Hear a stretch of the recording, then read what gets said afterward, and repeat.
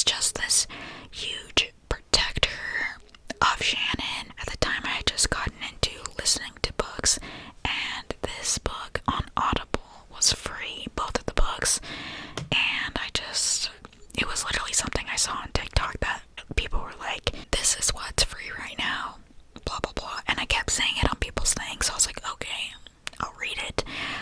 However, I did not stick with the audio because I think Johnny's narrator is horrible, so I had to read his parts, and then I would listen to Shannon's parts, which was very annoying. This series, I love Johnny and Shannon. I think about them all the time, and I don't know, they're just like really cute. Like, they're, in a way, they give cozy, because like, I guess like how Johnny is about Shannon, and I don't know, I feel like this book also gives you like a good range of emotions and things like that.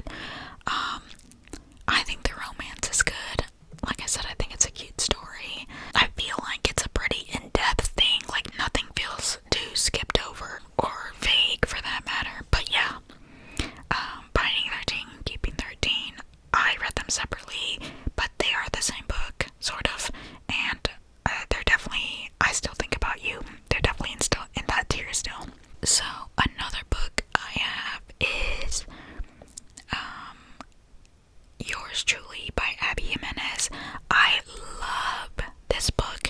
This book is my favorite out of the Part of Your World series. It's about a girl named Brianna and a guy named Jacob, and they both work at the same hospital.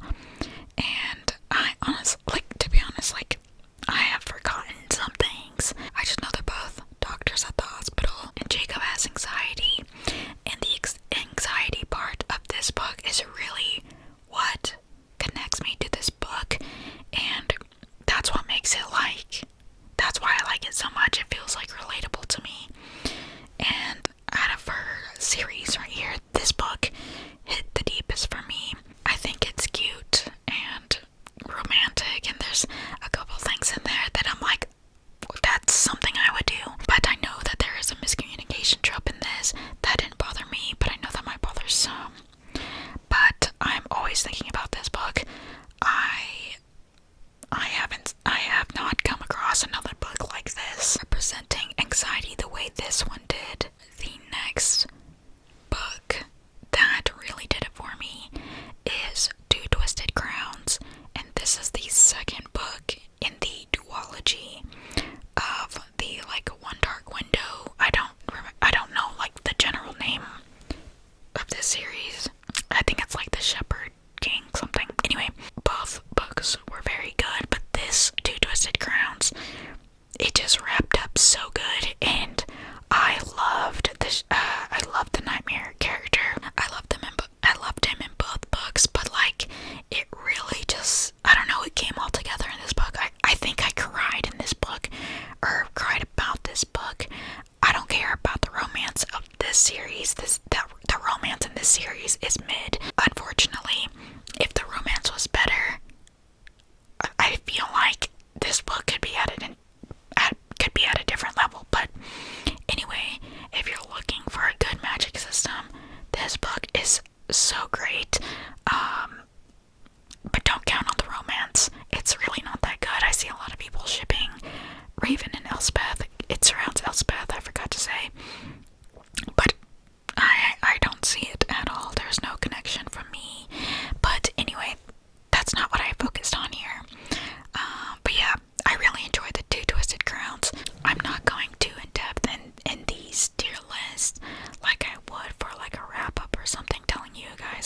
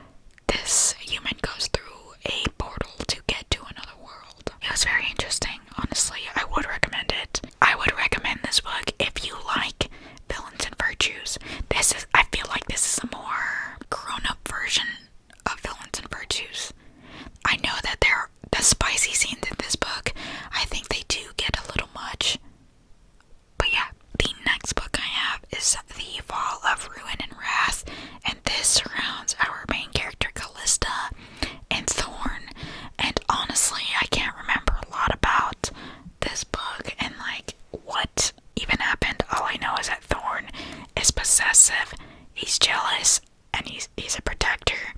And they have some good spicy scenes in there. Like, even if it, and when I mean spicy, I don't mean like spicy.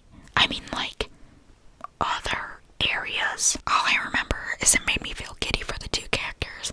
I am looking forward to what's happening next. I shipped the main two characters. That's all I really remember. When the second book of this is not released, but when that does come out, I'll probably have to reread this, honestly. The next book I have is You with a View by Jessica Joyce. This follows our main character, Noelle and Theo. Basically, Noelle's grandma dies, and Noelle finds some photos of a man that her grandma like interacted with, and so she wants to find out who this man is. She posts him on TikTok. The grandson to that guy in the photo commented and was like, "That's my grandpa." So they meet up. Turns out it's her high school nemesis, and she gets to talking with the grandpa, and they meet up like a couple times, and she finds out that the grandma wanted to go on this journey across like America or whatever, and she wants to take that journey, and I think the grandpa wants to go, but I think something convinces Theo to go. So of course Theo and Noelle are like in this proximity with each other, and they already know each other, so their connection is already established. And they also have like spicy before spicy scenes that are pretty good. Theo's kind of this rich, smart, handsome guy that I think like a lot of people want. All I remember about this book is that Theo is the man. Alright, so our next book is The 7-Year Slip, and this surrounds our main character, Clementine.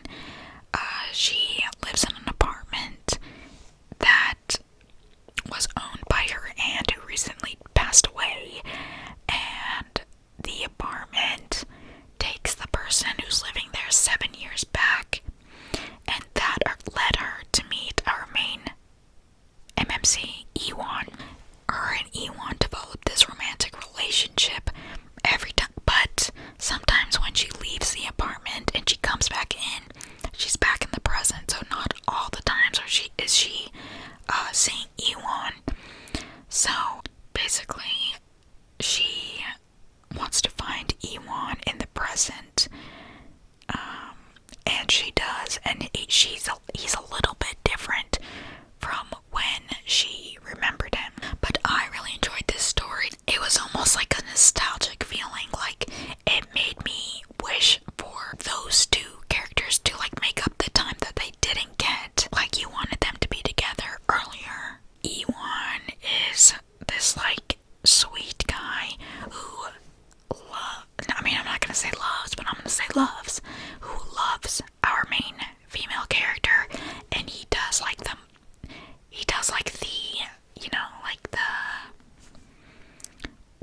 men written by women type things that are like, wow, like I need a man to do that. He has always remembered Clementine, aka Lemon, and yeah, like he always thought about her during their like 7-year gap or whatever, and I really love that from Ewan. That's what really did it for me. I feel like the first part of the story isn't so exciting, but once you get past the half, that's when it picks up. The next book I have is Done and Dusted, and that is about Emmy and Luke Brooks. Emmy is a barrel racer, and she goes back to her ranch, her farm, where all of her siblings are and her family, and she kind of has like trauma from falling off of a horse, and Brooks recognizes that and helps her through like the hard times that came from falling off that horse, and she relearns things that she loves. But since Brooks and Emmy are spending so much time together, they fall for each other. This book is a very fast read, and I really enjoyed this book. The spicy scenes are good. I felt like, even though this is a shorter book, everything felt detailed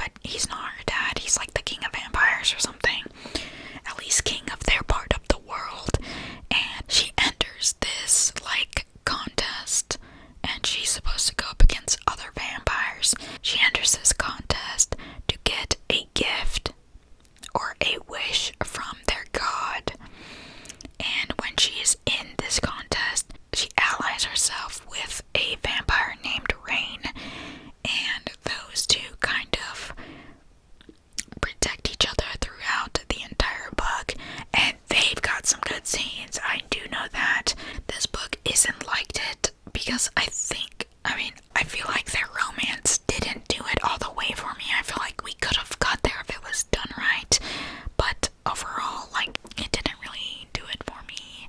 But that cave scene in one of these books, I don't remember which one it is, any of those scenes like that. But yeah, I don't think about this book too much. I think when I hear about this book, I think that it's overrated. And kind of same with the Daughter of No Worlds. But again, I would reread to ensure those feelings. So our next book is The Rule Book by Sarah Adams, I think. This follows Nora and Derek. Nora, these two were together in college and they broke up. She broke his heart, I think. And he is this football player and she's a sports agent. And she ends up representing him, but they didn't know it at the time. So they create this rule book about things that they cannot do with each other. They end up doing those things with each other. He tries to get rid of her at first, though, and like make her life not fun. Tasks her to do all these crazy things. This book was fun and entertaining. I think it was funny as well. The next book we've got is The Quiet Tenant, and this is about a girl named Rachel, and I don't remember how she got captured, but she lives in this guy's shed outside, and she's been living there for some time, up until the guy's wife dies, and he needs to move out of the house. And that's when things start to get complicated. I feel like this book was good. I honestly might change. I have this book and liked it, but I feel like maybe this book should be an okay. I don't know. I can't change it from where I'm at, so right now it's in liked it, but just know I might put it in okay. The book wasn't exactly scary. I don't remember it being too thrilling. It did have some points that were like, okay, what's next? The read was very fast. It's very short chapters, which I honestly enjoyed. The next book is Last Call at the Local, and that follows Rain and Jack. And Rain is from America, but she is a performer, like a musical performer on the streets, and she got robbed. So she goes into this bar and starts talking to this guy named Jack, and they hit it off pretty much immediately. Jack is the owner of a bar and offers her a job, but ever so conveniently, and that's and a place to stay. So that is extra helpful. Book things, I know that Jack has OCD in this book. I don't remember if Rain has anything, but there is some representation for that. I felt that this book was kind of cozy, to be honest, and cute. It's an easy read, and it had my attention, honestly. The narrator for this guy, Jack, because, he is in Ireland, he's an Irish guy. This guy needs to narrate for the Binding 13 series. His voice is good. Next we have Butcher and Blackbird. This follows Sloane and Rowan. I'm sure you've all heard about this book. Two murderers become lovers, basically. It isn't still lust, I know that, but I felt this book was really entertaining. The audible for this book is amazing. I have yet to hear another book narrated the way this book was. I really enjoyed this book more, I think, because of the narration. Even this guy could narrate Johnny in the Binding 13 series. Next, I have Broken Bonds. This is a more recent read. This follows our main character, Oleander. Basically, she is a very strong character in this series, but she is hiding her gifts from her bonds, who are all they're basically all alpha males is what they're supposed to be giving off. However, they are very toxic, honestly. But something about this specific book had my attention, and it's very fast. I honestly flew through this book. Something about it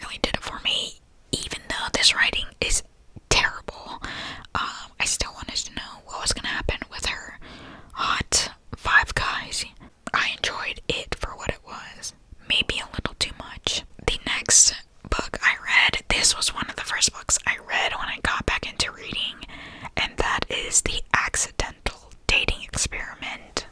So this follows, honestly I don't remember the two names for this character, but I know that these two are a radio show host, and the girl is having trouble finding someone to date, so the guy gives her 3 dating experiments about guys that she like might run into, or like people she would have chosen off of dating apps. But these two had a thing in the summer a long time ago, but I think the guy's still attracted to her. When I read this book, I thought it was very entertaining. It was fast. I think, like, I even think their spicy scenes were good.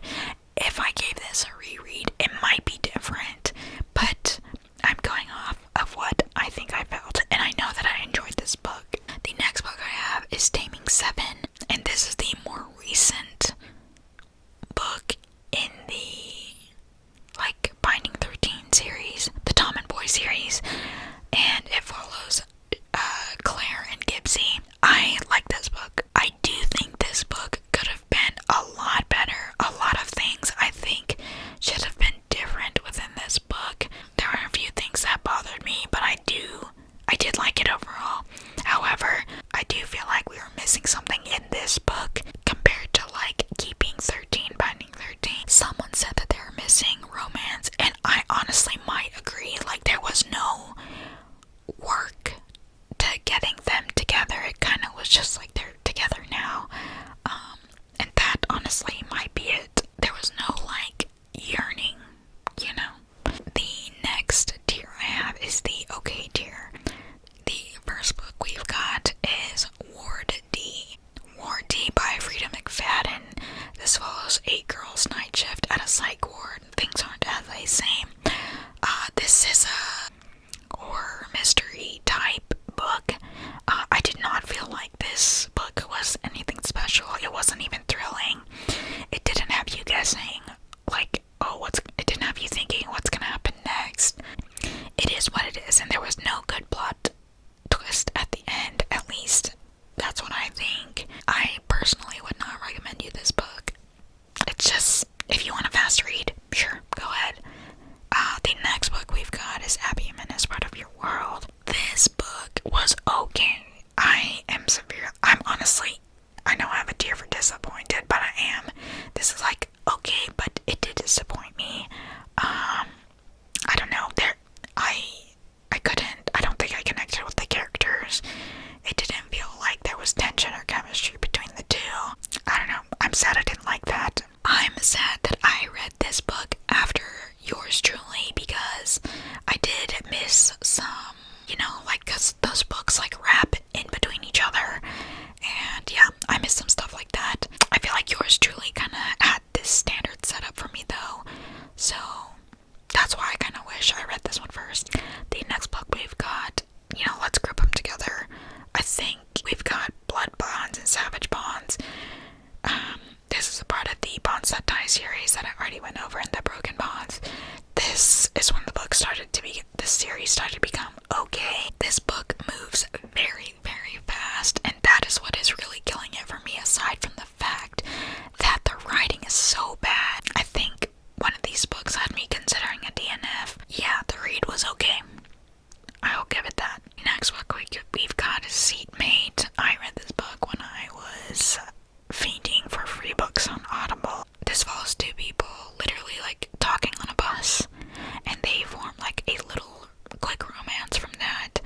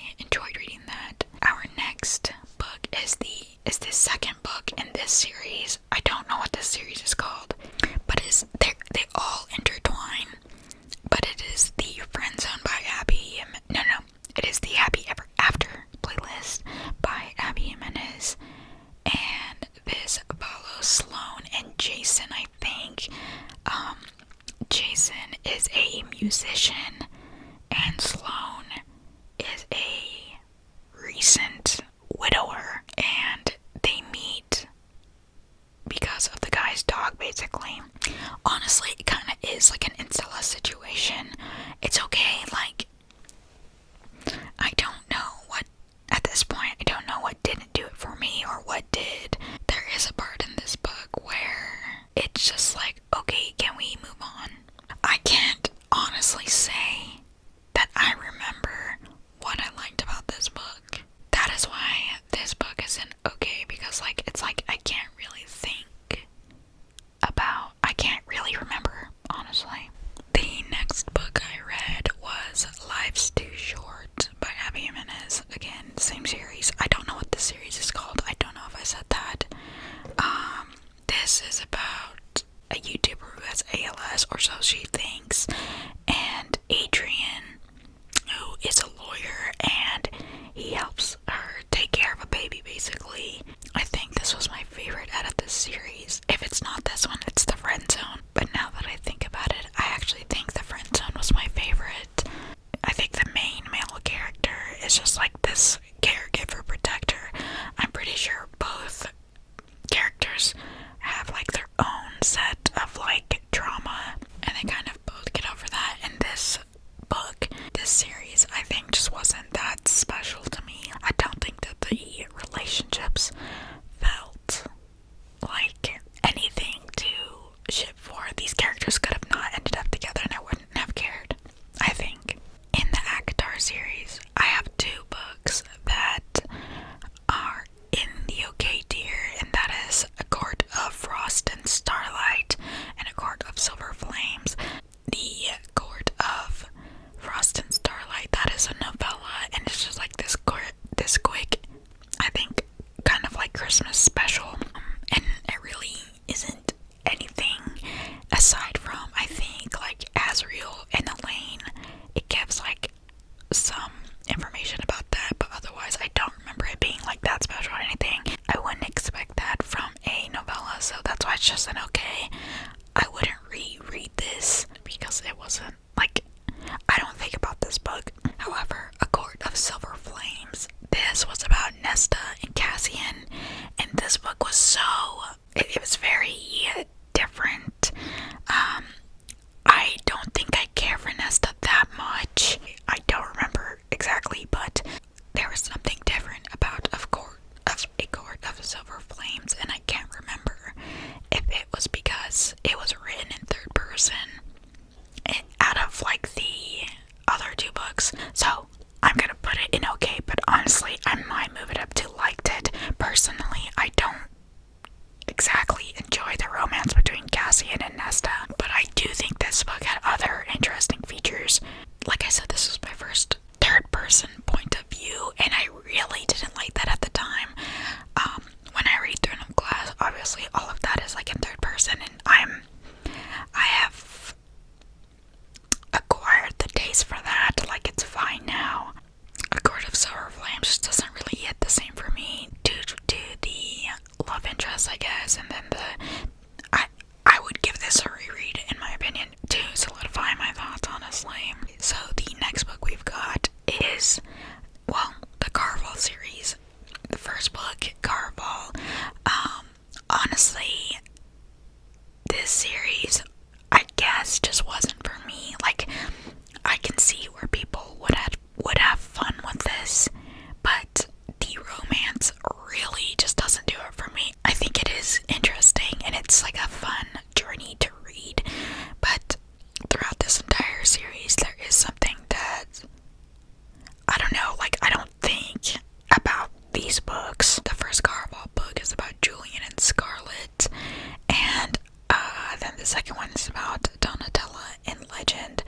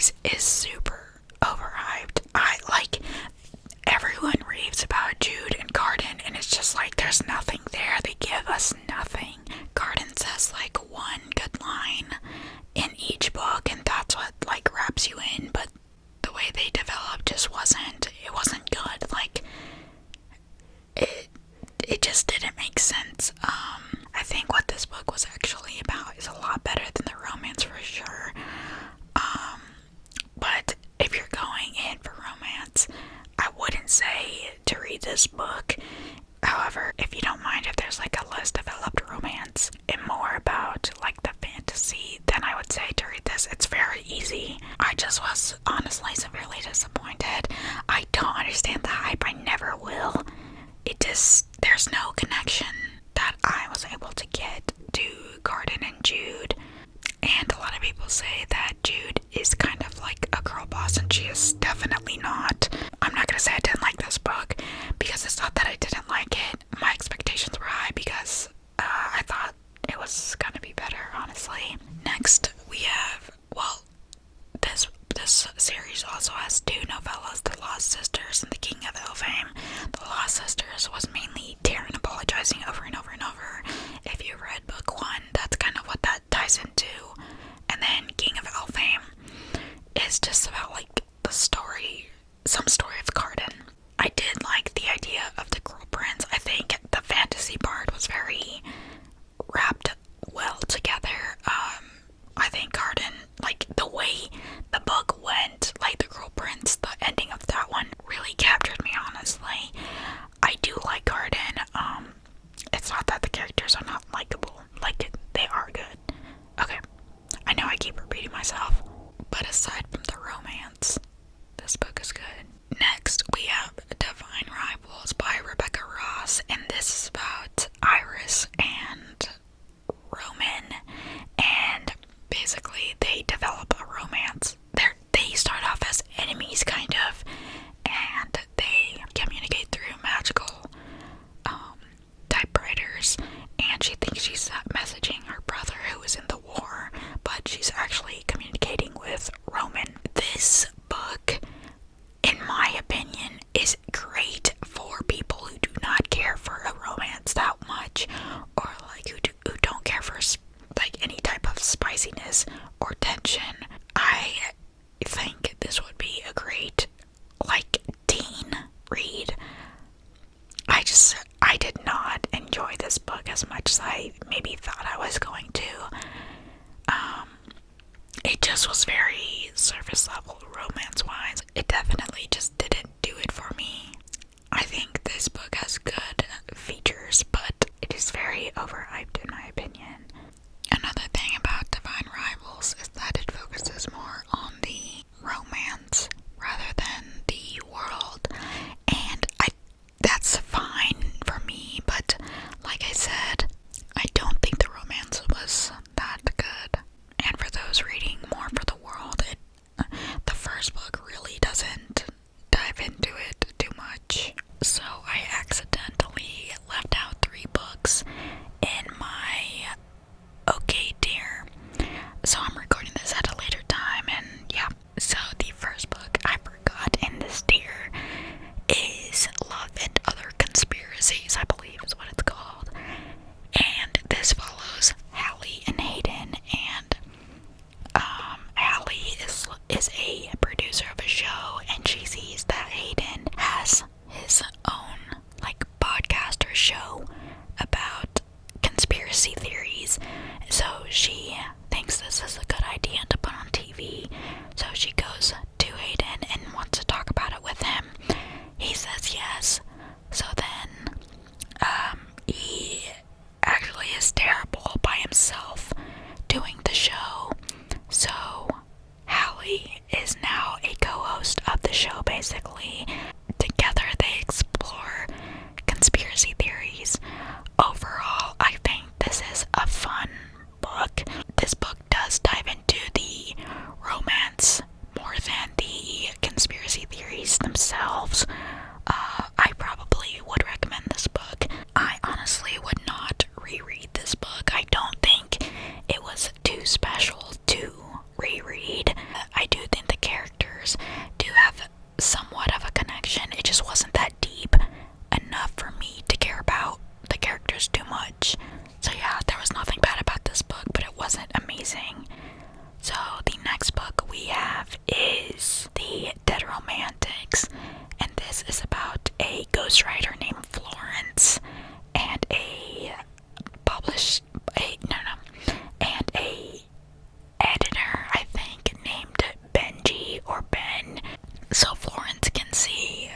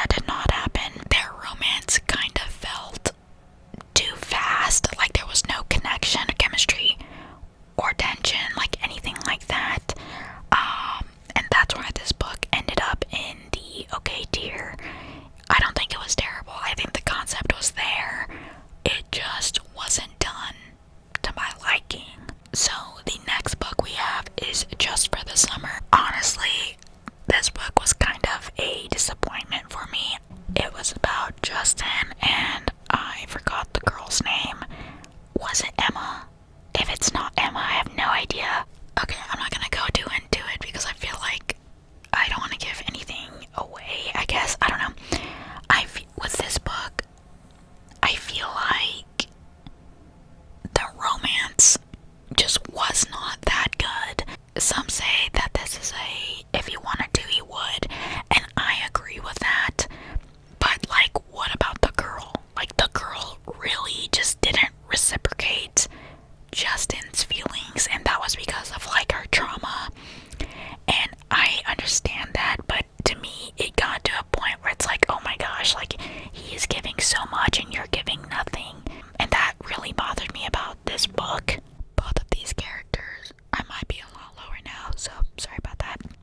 Both of these characters are going through something kind of life-changing, and I just feel like the girl's issues overpowered the entire story. And I get that it revolves around her. It just, it was just half the book was romance, half the book was that. Usually when I read a romance book, I do look forward to the romance, and so things like that influence my opinion. But yeah, I was expecting a lot out of this book, and I don't really think I got that. I would not reread this book. I can see why people like it, I guess. I think how they met was really interesting, and that was fun and entertaining. But past that, no, not really. But yeah, that's why it is in this tier.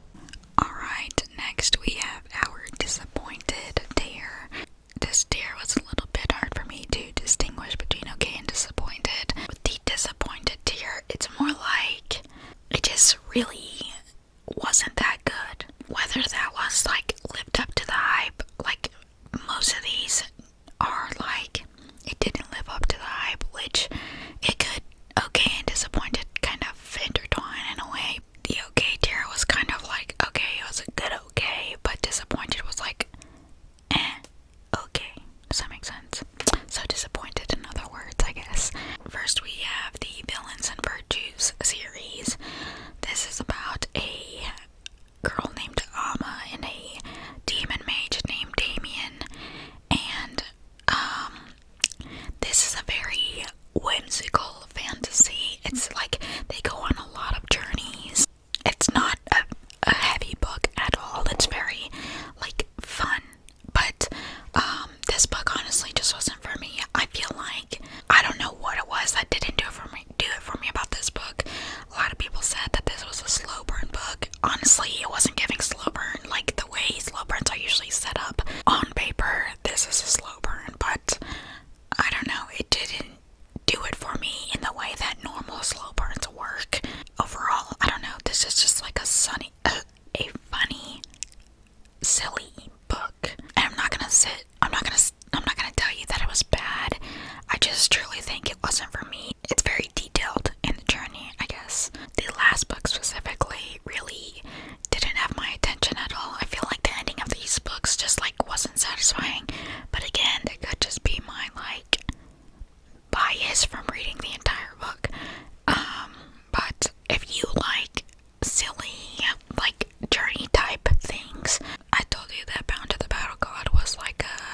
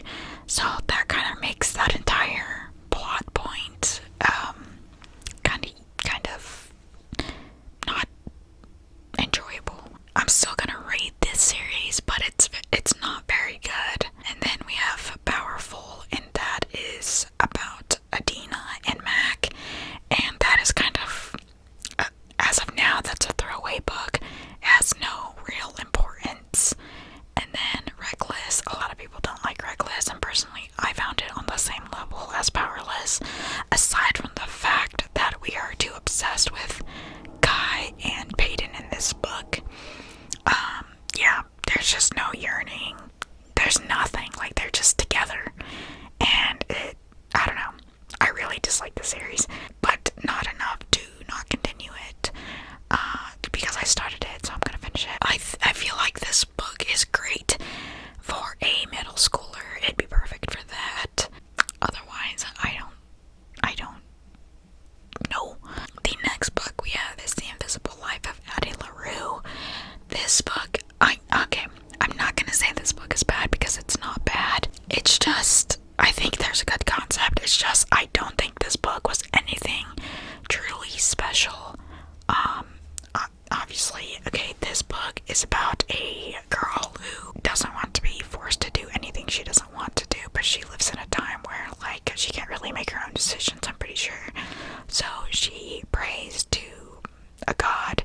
That god answers, and he basically makes it to where she's easily forgotten about. So, and she's also immortal.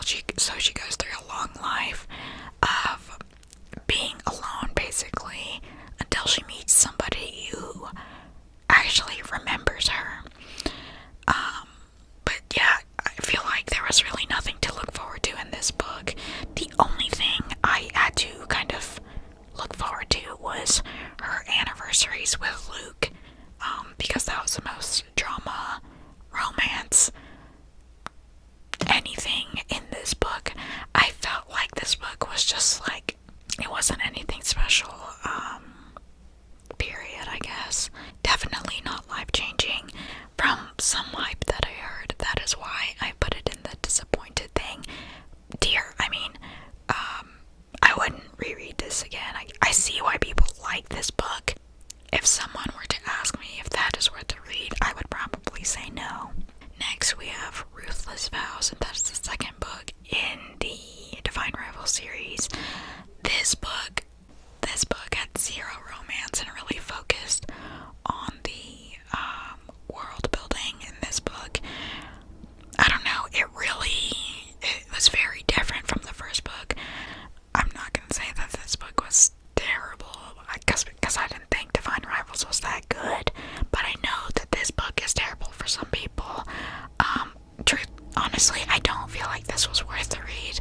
It gets rid of the entire romance of the first book, to be honest, because the two characters are separated the entire time. Because this series is a duology, honestly, these two books I would not recommend. I would only recommend if, like,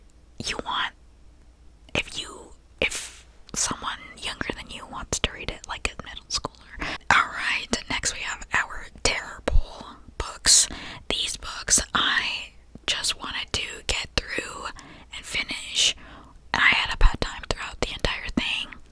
The first book we've got is The Night Circus. This book, oh my god, I hate this book. I do not see the hype surrounding this book at all.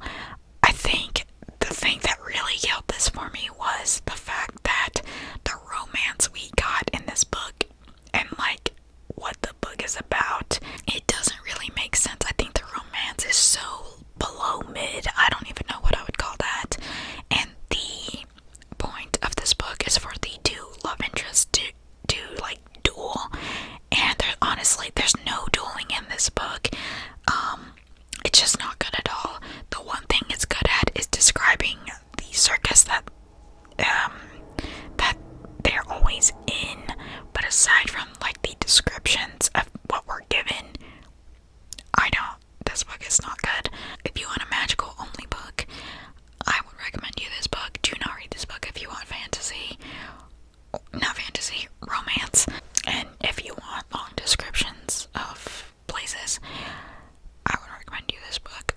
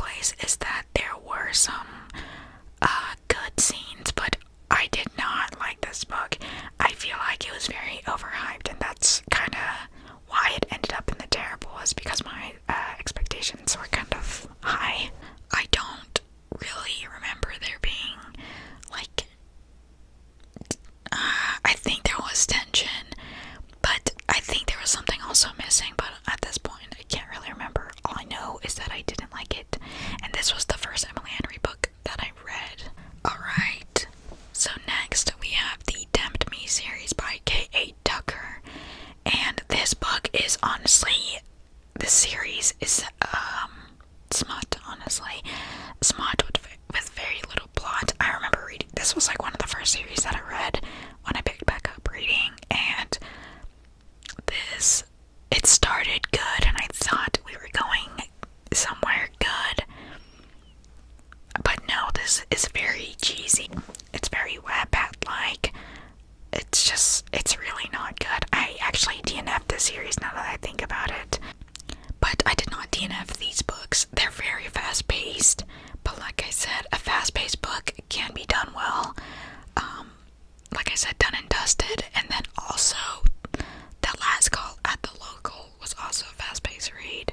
Next, we have The Tattooist of Auschwitz. This was one of the books that is not like fantasy romance type, but it is about this guy named Lale, and he ends up in a concentration camp, and he becomes the person who tattoos the numbers on their wrists. I think this book was written not well at all. I'm pretty sure this book is based off something that's true, and I believe that that guy's story is a lot better than how it was written, and the romance in this book was not at all good. I didn't like the writing. Yeah, I don't know. I think that it was very surface level. The next book we have is Mile High, and this is, I don't remember the series, but it goes with The Right Move, and then there's another one called Play Along, which I haven't read. I don't think I will read because her books, Liz Tomford or Tom Fordy, her books, this series is, I really don't like these books, honestly. So, A Mile High, this was about a girl named Stevie and a guy named Sanders. Sanders is a hockey player and Stevie is a flight attendant. This book was actually so bad. I remember reading this book and I just wanted to get it over with the entire time. This was something I should have DNF'd. Unfortunately, I read The Right Move before A Mile High. I just think there was no chemistry, there was no tension. I think the main guy was very toxic. He was just not cute at all. There's nothing that made me like him. There was nothing that made me like the two characters together. I'm a very big hater of this book. Very overrated. I would not recommend you this book. But I know that this series has a lot of followers, so maybe I'm in the minority here. I just don't see the pull to this book. Next, we have Saving Six and Redeeming Six. This is the second, series. This is the second book in the Boys of Tommen, and it's about Joey Lynch, Shannon's brother, and Eva, Joey's, girlfriend. I really hated this book. I think the second book specifically, which I think is Redeeming Six, oh my god, too much talk about the pregnancy and all that, and it's just horrible. I really did enjoy this series. I didn't like Eva. Eva presented in Shannon's book as this wise, older, mentor type figure, but she is not at all that. I really didn't like her. It was like reading an entirely different character in these books, and I think Joey has a good concept as a character.